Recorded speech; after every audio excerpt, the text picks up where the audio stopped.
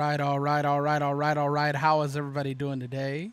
Today is July 10th, 2025, and I'm your host, American Lumberjack. And we have a good show for you today, so we're not going to hold you to it. We're going to get right through it. So, thank you for being here today and navigating this political forest with me today. And our first story today has to do with President Trump. Shocker. The man stays in the news all day, every day. And this is the story. President Trump is upcharging the tariffs and is targeting the BRICS nations. So, a little bit of insight into this. What this means is essentially Trump administration is preparing to give an additional 10% to any nation, and 10% tariff, that is, to any nation that adopts, while he's in office, any of the anti-American BRICS policies. So there are 11 countries inside of BRICS, and at first people were like, oh, it's crazy, new countries banding together to fight against America, and then they lost interest, and now they seem to have interest again. But Trump is doing what Trump does and putting a nail in the coffin for this. So essentially, any BRICS policies that specifically challenge the United States or go against the United States, and any of those countries that adopt those policies will have an additional 10% tariff added to them from the United States. And we know that Trump does not play when it comes to tariffs. So BRICS now represents 39% of the global GDP. So it has increased significantly. And if you guys know anything about stocks, 33% would mean that you are a major shareholder. They own 39% as a whole. So BRICS is made up of Brazil, Russia, India, China, and South Africa, plus those additional members that I mentioned as well, including places like Indonesia or the UAE. And that's not good because now they got oil on their side.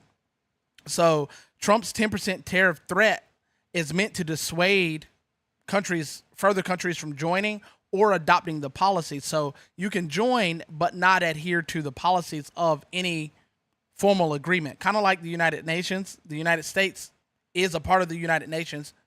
We created it, but we are a part of that, but we don't adopt all of its policies. So BRICS members are trying to hit back. Brazil's President Lula is speaking at the Rio summit coming up, and he called Trump a posture imperial, meaning that he postures like he's going to do something and doesn't really do it. He said he says he's not an emperor, but let's be for real. You're doing this big talking because you think you got something going with this BRICS alignment, allyship, and it's not what you think it is. You guys need America. Why? Because we are the largest consumer in the world. If you lose the largest consumer, what are you going to do? So the takeaways from this being the bottom line, Trump is weaponizing the trade policy to defend the dollar, essentially, and it's working, and it has been working for a while. And he's trying to do any and everything he can whilst he is in office to deter BRICS or any other backfire triggering a diplomatic and economic collapse of the United States.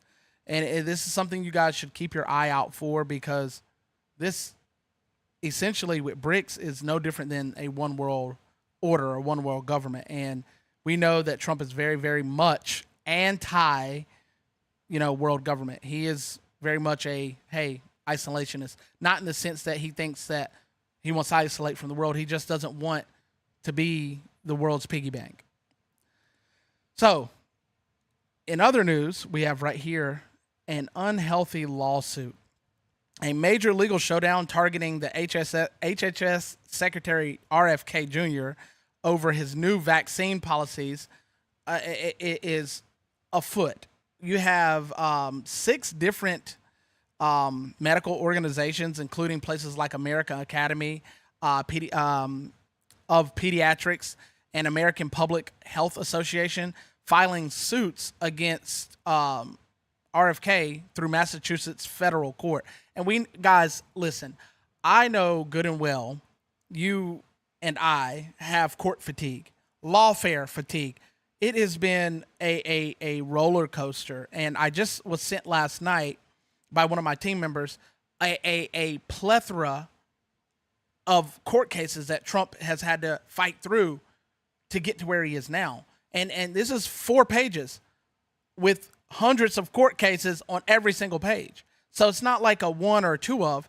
You go back in the past and you go Bush, you go Obama, and you go Biden combined don't have these many injunctions against the things that they wanted to do as, presidents. And they're not just attacking President Trump, they're also attacking the health secretary, which is RFK. So they're taking aim at Kennedy's new policy that he wanted to put forth, because they're proclaiming that the policy was not done the right way, but he's essentially removed any mandate that pregnant women and healthy children have to have these COVID vaccines. And they're saying, oh, this is going to be an issue and it undermines public health. And RFK is like, look, bro, we didn't need these vaccines. And he's right. He's right. So what's really changed and why it matters overall, in May, Kennedy used his social media to revoke, and this is what they say, he used the social media. He did go through the proper channels to revoke the COVID-19 vaccines recommendations for the healthy kids and the pregnant women. And they're up in arms about it. So you have the advisory committee of immunization also being dismantled, because from the perspective of RFK, he's saying, I want to essentially restore what it is to be American and what it is to have American health, and restore the trust in those instrumentalities, because we essentially have our health system and nobody trusts it.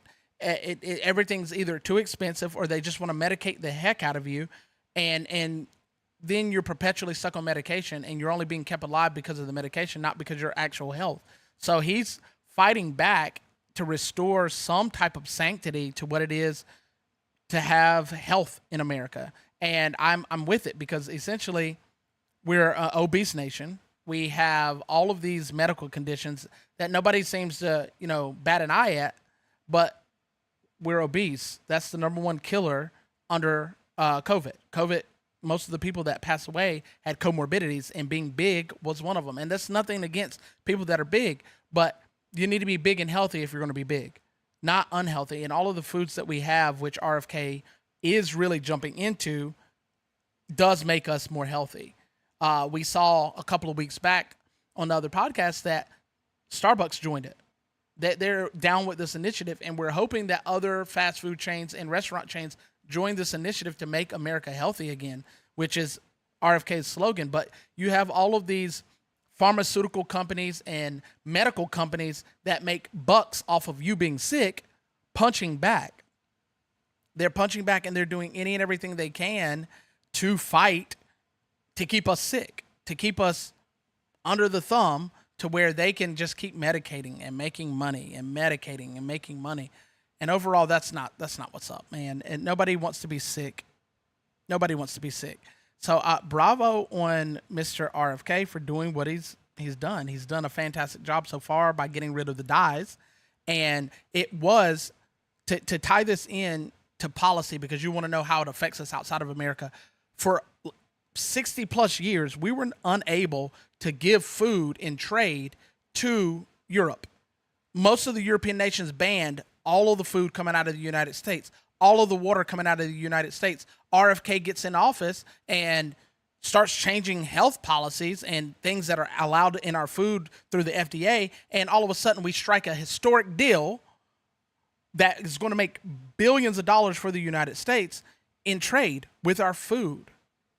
So I'm with it. You should be with it. And what's wrong with being healthy? And I just want to be healthy. Another thing that makes us better in America is allyship. Yes, allyship. So big news: the United States Department of, or the U.S. State Department under Secretary Marco Rubio revoked the terrorist designation of the, I'm going to butcher this, Hayat Tahrir al-Sham, which is the HTS, or formerly known as the al-Narush Front, which was a terrorist organization, and he did that July 8th, 2025. Now, why would we revoke the terrorist designation to a terrorist group? Well, we made a big deal with Syria, and why would we keep pressing them in a certain manner if we're going to have dealings with them? Now, that doesn't mean that they get to be all willy-nilly, but they had to change things. So once a brutal Al-Qaeda affiliate that waged, terror across all of Syria and the Middle East, and was a huge part of that war on terror from the Bush administration, they've now been rebranded by Washington as an ally. And the reason for that being is that they actually were instrumental in giving out information to help the United States do some things in the Middle East this year. So I don't want to talk about that or get into that. But yes, a June 23rd memo signed by Rubio ended up rescinding this, and it finally went through. And I'm all for being able to shut crap down, and instead of trying to teach kids how to play soccer to not be terrorists, as we found out in the Rand Paul Festivus report, they're actually doing diplomatic moves and saying, hey, you help us, we help you.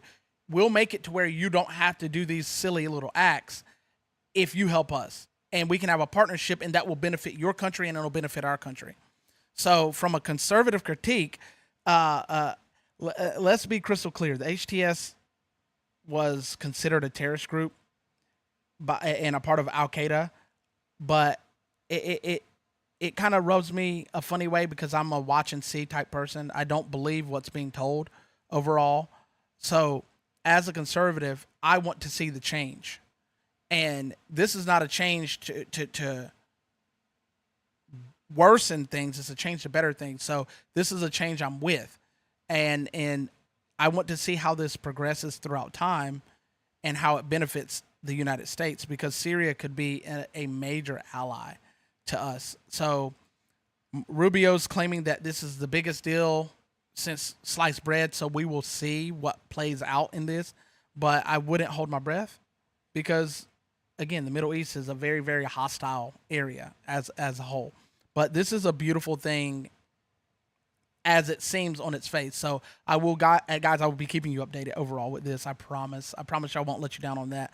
And any new update, I might even make a quick little video to give it to you instead of you having to wait till the next week. So another really good thing in the news is the fact that SCOTUS has given up another green light to Trump. And I love it. I love it. So the Supreme Court's decision, they made a decision that was fundamentally going to alter the balance between the executive authority and the judicial oversight. And we talked about that last week. That was the Casa v. Trump. So what just happened? Essentially on July 3rd, the Supreme Court issued a terse, unsigned ruling, and it cleared the path for Trump's administration to deport 8 immigrants. And none originally of any of them were from South Sudan. So so essentially this overturned the South Sudanese ruling that was actually wasn't even a ruling, it was an injunction placed on by the lower courts back in April. And again, we know these judges are playing lawfare.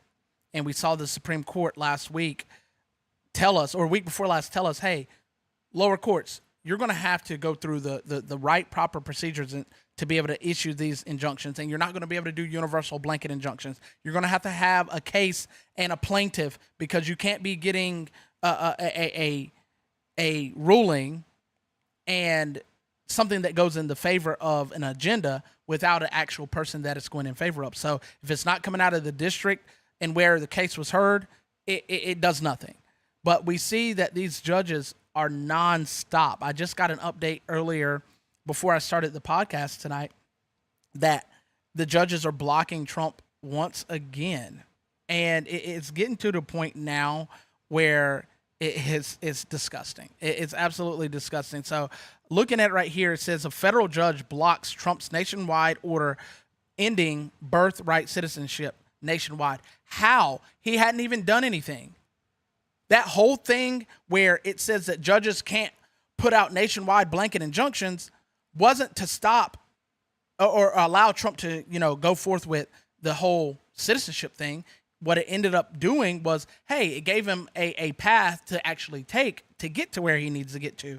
But at this rate right here, these judges are trying to set up blockade after blockade after blockade. But come August, you're going to see a lot of changes because a lot of new things are going to pop up. And I'm hoping that we can start getting some of these judges on maladministration. Because now, not only are you, the inferior court, interfering with the executive branch, you're also disobeying the Supreme Court of the United States, man. Like, what are we doing? Those are your bosses, essentially. And you're telling them, hey, no, we're going to keep doing this. Even though you told us we couldn't. We're going to keep doing it. But back to the topic at hand, why it matters, this isn't just about the 8 men being deported. It's about judicial restraint and the national sovereignty of the United States. So the conservative majority signaled, that if a lower court orders a stay, no workaround is allowed, effectively saying that the executive branch has no answers and they have to wait. This is stupid. This is stupid. If Trump is doing something wrong, let him do it. So let's wrap a little bit. If he was really doing something wrong, they'd bring up articles of impeachment and they would get him on treason because he would be violating the Constitution of the United States of America. This is why they're taking the actions that they're taking, because they have no constitutional grounds to have him impeached. He's not doing anything unconstitutional. And if people would simply open their eyes, they would see, hey, wait a minute. If Trump is doing XYZ and you guys are claiming that this is unconstitutional, bring up the article of impeachment. And if what you're saying is true, he'll be gone. He'll be gone. And you win, right? The reason why they're doing that is because they know that would fall flat on its face. It would fall flat on its face. And I'm not trying to turn this into talking about courts, but it is true. And it's frustrating to see this man trying to make moves, and every junction, they're throwing injunctions to stop him. And at first it was impeachment. That didn't work. I'm going to steal one of my buddy's lines. AJ, your impeachments didn't work. Your bullets didn't work. Your 34 felonies didn't work. But this is actually working, not in totality, but it's slowing him down. It's like running a race with weights on your back. So what are we really doing? We need someone to just step up and shut these courts down. These Article 1 inferior to the Supreme Court, Article 3 courts. These judges are acting on the behalf of activism and not on the behalf of the United States of America. They're not. When they're questioned about, why did you let this person stay in the country? This person turned around and killed somebody. They don't want to answer it because they know they're dead wrong, and they don't want to answer to the family members that have lost loved ones. Speaking of courts, still going on with courts, there's a lot of court stuff this week, guys. Parental rights have been denied. The Supreme Court moved that it's right at of the heart of the parental rights and a state authority. They moved to the favor of the states. So the court's refusal to revive the Montana's parental rights, parental consents law for minors seeking abortions. This is what this is about. It's about abortions. And like I said, come August, you're going to see some fireworks when it comes to, birthright citizenship, which doesn't exist in the United States, and abortion. You're going to see some fireworks. But they essentially said, we declined to hear this appeal. We don't want to hear it. They're telling you they don't want to get involved. But out of all the things they've been involved with, this is one thing they should be involved with. The law demands a notarized parental permission or a judicial bypass for abortion sought by anyone under the age of 18. But the state Supreme Court, they basically discredited it last year, saying, no, they don't need this. You're wrong. And they were citing the Montana's Constitution's strong abortion protections when they did this. And then the U.S. Supreme Court moves that they're not going to hear it because it's not a national oversight committee. But really, that's exactly what you are. You're a national oversight committee by way of the Constitution of the United States. So what are we talking about? What are we talking about? My children are my liberty interest. My children does something wrong, I'm responsible. So you're going to tell me that I don't get to tell my child what to do when they're out of pocket? You're going to tell me that I can't stop my child from doing something at all? You're going to step in?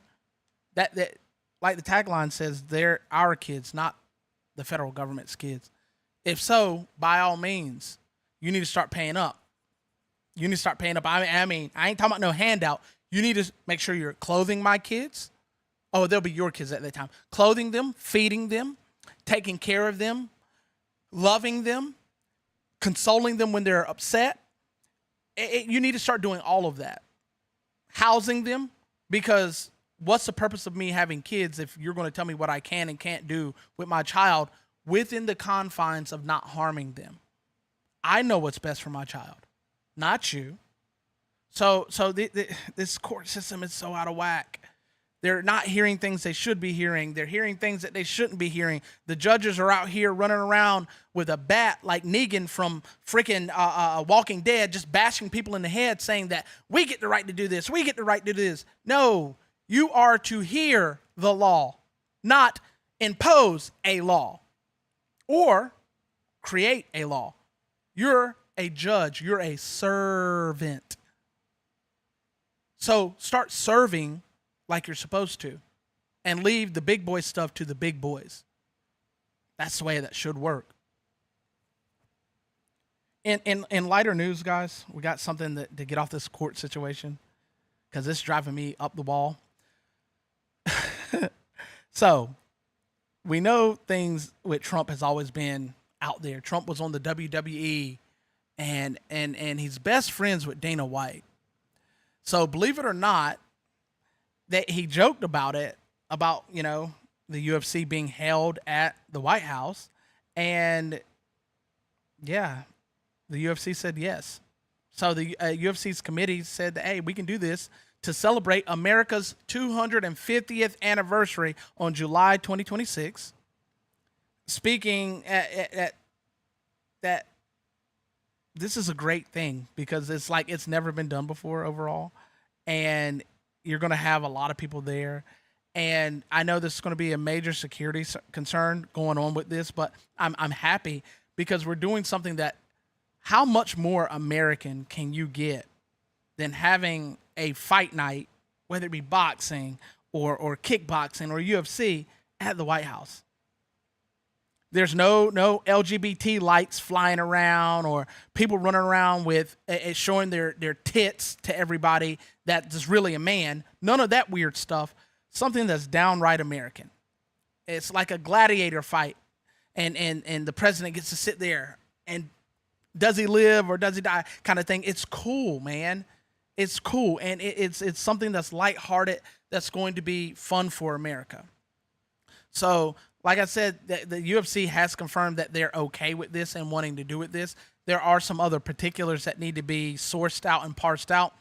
But as for right now, it does have the green light to do what it's going to do. It's going to be epic. It's going to be epic. And that's the same thing that Dana White said. He said, it's going to be epic, guys. It's going to be great. You're going to have muscle, blood, sweat, and tears on 1600 Pennsylvania Avenue. And I'm excited for it. And that's, what better way than to bring in America's 250th birthday. It's awesome. It's absolutely awesome. So I will be buying pay-per-view just to see this. I've never done that before, but I'll do it to see this if it goes off without a hitch. So, into more serious news, because I know we got lighthearted, now we got to get more serious. The FBI is uncovering all sorts of things. And I've spoken on this several times in several different instances, but let's continue to dive into it overall because this is a problem. So Chinese spies, spy rings are being uncovered all over the United States, in our military, in our police forces, all over the United States. So the FBI has arrested 2 Chinese nationals. I'm going to butcher these names. Yance Chen and Ryan Lei for operating on U.S. soil as clandestine agents of China's Ministry of State Security. MSS is what they call it. What is going on, America? What is going on? And it gets worse because it's dealing with our military. They're giving photographic intel of what the U.S. Navy has. Chen took photos, one of the ones arrested, Chen, took photos of naval bases and recruitment centers, including the bulletin boards with the recruits' names and their hometowns. So what's to stop China from coming in with like a Red Dawn moment, and instead of dropping EMP and bombs, they go in and start taking all of these recruits' family members hostage? How do you think these people in the military are going to act when they're brand new, not really broke in yet, and you start messing with their family? All this passed back to Beijing. All of it went back. $10,000 cash dead dropped. The coordinates of the cash was dead dropped, leaving $10,000 in a locker in California to pay the covert operatives. They uncovered all of this. So the recruitment for the U.S. services members, the ring scouted Navy personnel, it's crazy. And this continues to happen. It continues to happen. And every week, I formally believe that every week, and I'll have to go back and look at it to confirm, but every week I've done a show, something like this has happened. I've been doing this for 22 weeks. So you mean to tell me you keep finding these chins and chans and tings and bings in our country, giving information back to their country about what we have on in our dealings? And then what makes it worse is you're not doing your due diligence as the United States military and checking these people, making sure they have real allegiance to the United States. I got an idea. Stop letting them niggas in. Yeah, I said it. I said what I said. I know that's a little colorable for me language-wise, but I'm tired of it. I'm frustrated with the fact that every single week, week in, week out, we have someone giving up information about our nation to enemies. You got people in the military making pipe bombs and has a whole plan of how they're going to blow up stuff. And he says, yes, I've been a terrorist since I was 12 years old. But you're in the U.S. military? What? We need to start, screw doing background checks on people to buy weapons. Do background checks on the people that are in our military. Fortunately, they're catching these people red-handed out the gate, but this is problematic. China has been doing Chinese espionage on the United States, and they've been on the offensive left and right. We're so worried about them with their, they're hacking us, they're hacking us. No, they got the people right here in our home doing the work. They're not hacking anything, they're right here. We're more worried about them hacking into our power grid than worrying about them being in our military and in our police departments, feeding information back to the enemy. Yeah. What do we do? What do we do? More news about China. Same, pretty much the same news here, but a different story. It comes from China, as Trump says. So Chinese state, back to that ministry, backed hackers were busted by Italian authorities working with the DOJ. So there was a joint task force of the DOJ and the Italian's government working together to catch Zhu Ziwei, who was a 33-year-old or is a 33-year-old Chinese national in Milan on July 3rd, 2025. And he was accused of acting as a contractor for the Chinese Hafnum's cybersecurity espionage network,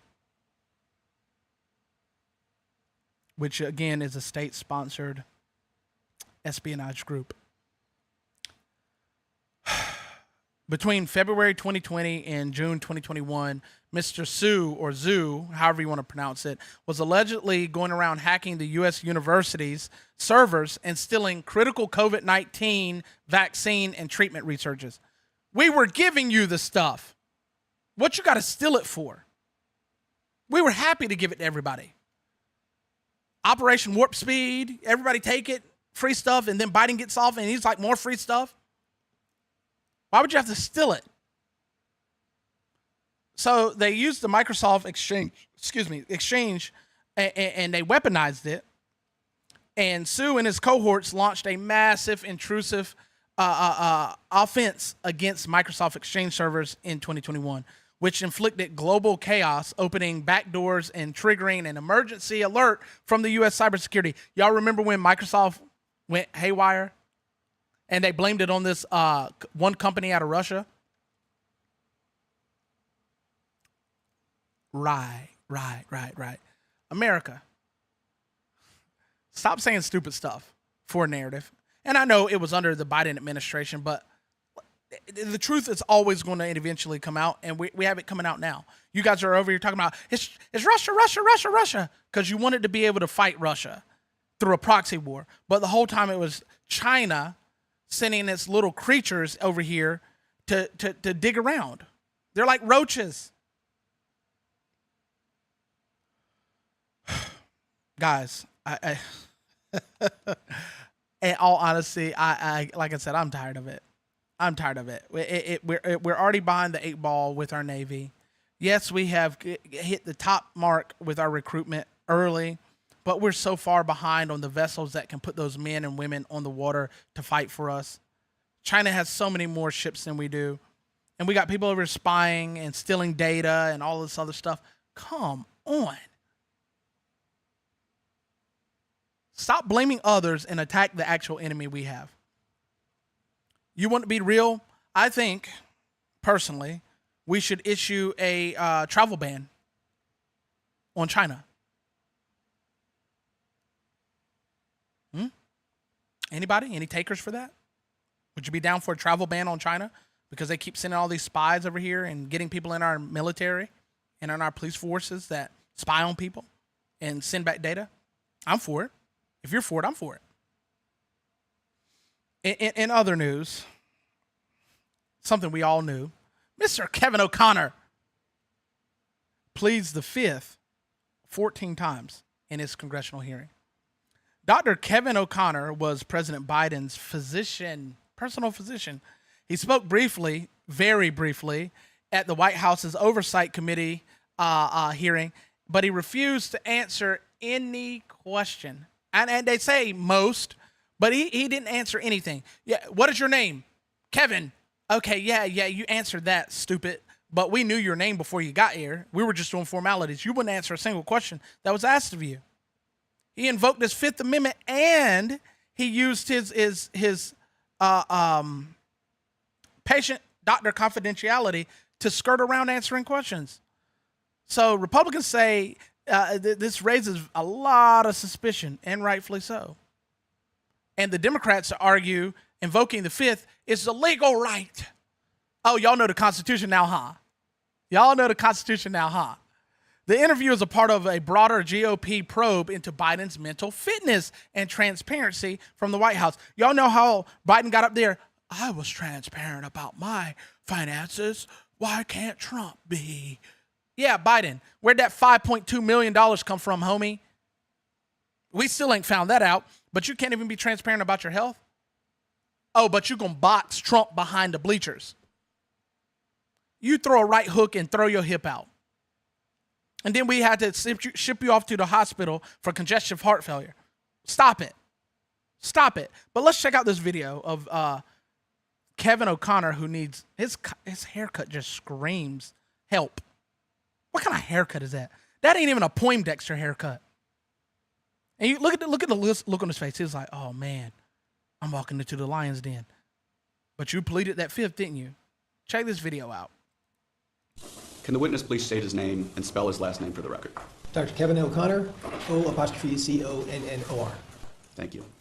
Dr. O'Connor, before we begin, I would like to go over the ground rules for this deposition. The committee will conduct today's deposition in accordance with the House of Representatives regulations for the use of deposition authority, which were furnished to your counsel. This regulation is incorporated into the rules of the Committee on Oversight and Government Reform at Rule 15, which was also furnished to your counsel. The questioning will proceed in rounds. The majority will ask questions for an hour, and then the minority will have an opportunity to ask questions for an hour if they choose. There will be one staff counsel per side asking the questions during each round. To the extent members have questions for the witness, they will be propounded during their side's respective rounds. Do you understand? On the advice of counsel, I must respectfully decline to answer based on the physician-patient privilege and reliance on my right under the Fifth Amendment of the Constitution. I am not a lawyer, and I must follow my lawyer's advice in this matter. So, gentlemen, we intend to assert both privileges with regard to any questions that would be asked at this deposition. And Dr. O'Connor will not answer any questions. Can we go off the record for 1 second? Go back on the record. The clock will stop if the witness needs to confer with counsel, when your counsel is speaking, and when members or staff are speaking during the opposing side's rounds of questions. We will alternate back and forth until there are no more questions. Do you understand? On the advice of counsel, I must respectfully decline to answer in reliance on my right under the Fifth Amendment of the Constitution. I'm not a lawyer. I must follow my lawyer's advice in this matter. Bro. You're following your lawyer's advice. And I'm not saying pleading the fifth. Know your rights. If Carmelo knew his rights, he wouldn't be in as much trouble as he is. Know your rights. But pleading the fifth in this situation is crazy to me. It's honestly crazy to me. And the whole fact that you have to go off the record, what for? What for? What was said off the record? You know someone's going to eventually leak it. Might be 3-4 years down the road, but it's going to get leaked. What for? This man is a spineless creature because he doesn't want to tell the truth, what we already knew. Are you stupid or are you dumb? We already knew. We knew something was wrong with him. And we know something's wrong with him still. And you sat there, got your money, because you know you got paid. We're not stupid. We know how the shakedowns work. Hey, you better tell them what we want you to tell them. Don't tell them the truth. If you do, we'll ruin you. Oh, please, no. I'll take the money and shut up. You spineless, sniveling creature. We knew this. Just be honest.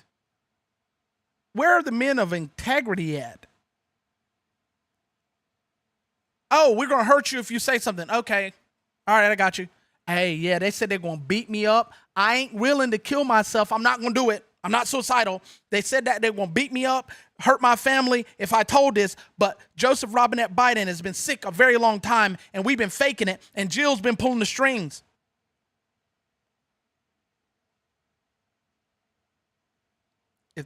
If they hurt you, that only makes it worse on them. If you have a heart attack or murder yourself, suicide yourself, we know the truth. You already told us you weren't suicidal. Just like the girl from the Epstein client list. She said 2 years ago, I am not suicidal. Then all of a sudden she's all beat up, and then 2 weeks later kills herself. Oh, they swept that under the rug. We forgot about her. I think her name was Georgia. Yeah, that's crazy work. Crazy work. You people aren't America first. You people are disgusting. You're not. But speaking of America first, we have an America first investment. Finally, something for America. The Pentagon stakes its claim. The Department of Defense is plowing a $400 million deal into MP Materials by way of preferred stock plus a $150 million loan, securing a 15% stake and becoming the mine's largest shareholder. So national security is at stake. We know this because China's all up in our Kool-Aid. They know all the flavors. But Mountain Pass, which is MP, is the only rare earth mineral mine is in the United States that will give us materials to help build our vessels for war. Yeah. We're no longer going to be going to China to get China created parts because they're bottlenecking all of our defense supplies. So the F-35 jet requires an estimate of 900 pounds of REEs, and China's like, yeah, we got that. We ain't gonna give you any though. We'll slow your exportation, and we're gonna restrict it. And that slows the production of the F-35. So the market bomb donated MP's stock, and it exploded 50 to 60%, hitting the highs of $48. I wish I had known about this. Nancy Pelosi, why didn't you say something? I would have bought 10,000 shares. They were $24 a piece, and it's jumped up 50%, which is above $48. It's above $48 now. I would have bought a lot of it. I'd be rich. So this surge isn't just a swagger. It shows that the market is hungry. Which, didn't they say that the markets were going to plummet and all this other stuff? Yeah, when we start investing in America, look what happens. That's an American mine. Those are going to be American materials being pulled out of the earth, not Chinese materials. And this is, it fundamentally shook China's stock market. You should go look at it. You should. So the deal includes a guaranteed price floor. So $110 per kilogram of neodymium, and I'm going to not butcher the rest of these other rare earth minerals, and we're going to skip ahead for the next 10 years, buffering MP from China's price tactics, because China's really big on like undervaluing their currency. They undervalue their currency so that they could make moves and basically undercut all of its competitors. It's a beautiful thing to see that America is finally putting America first. It's strategic, and it's allowing the United States to decouple from China and the stronghold they had on rare earth minerals. Why we weren't doing this before is beyond me. It's beyond me. I guess that Green New Deal and the global warming crap that was all the way back to the Bill Clinton era must have stopped us. But, bro, I understand it's cheaper, but cheaper ain't always better, especially when they can grab you by the balls and squeeze and tell you no.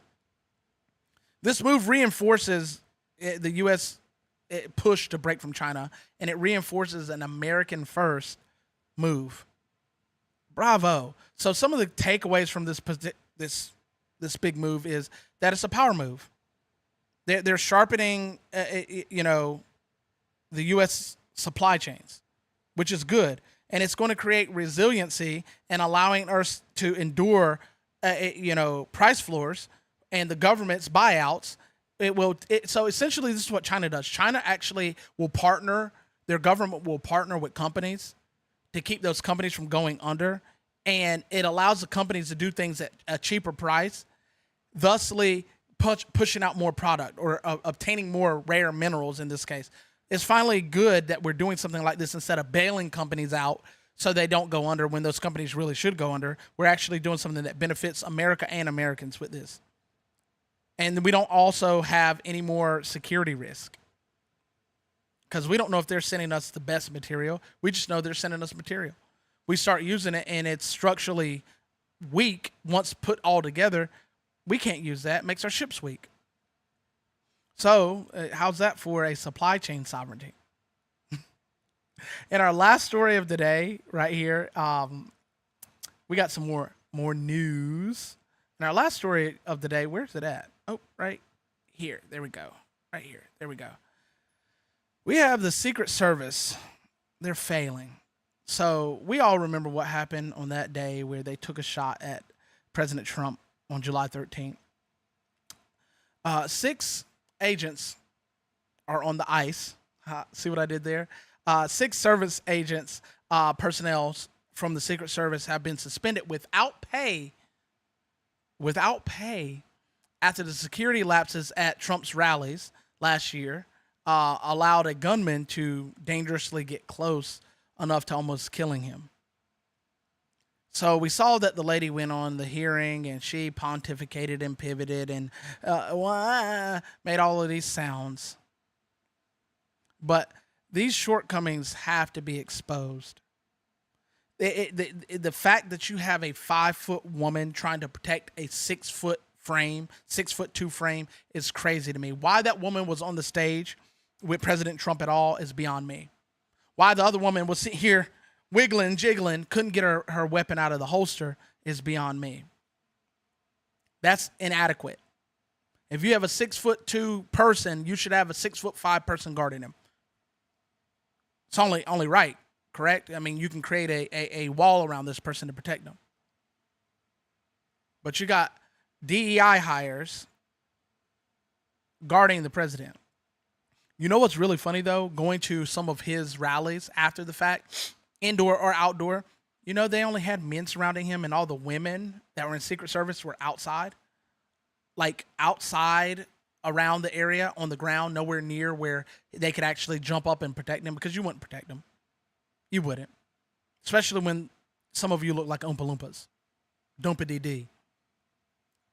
It's beyond me. It really is. So the security protocols are under scrutiny as well with this. So it's not just setting these 6 service members down, which we know if they're suspended without pay, they're fired. That's just a sweet formality to say you're fired. But we really should look into security protocols for future presidents, not just President Trump.